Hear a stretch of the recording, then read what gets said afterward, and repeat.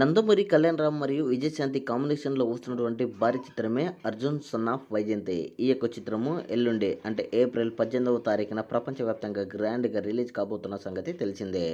అయితే ఈ సినిమాపై కూడా భారీ ఆశలే ఉన్నాయి. అయితే రేపు ఈవినింగ్ యూఎస్ఏలో ఈ యొక్క చిత్రము గ్రాండ్గా రిలీజ్ కాబోతుంది. అయితే ఈ చిత్రము యూఎస్ఏలో ఎలాంటి కలెక్షన్లు రాబడుతుంది ఎన్ని థియేటర్లలో రిలీజ్ కాబోతుంది అనేది మనకు పర్టికులర్గా అయితే ఇప్పటివరకు అయితే ఇన్ఫర్మేషన్ లేదు. కానీ యూఎస్ఏలో కూడా ఈ యొక్క చిత్రము భారీగానే రిలీజ్ కాబోతున్నట్లయితే మనకు స్పష్టంగా అయితే సంకేతాలు అందుతున్నాయి.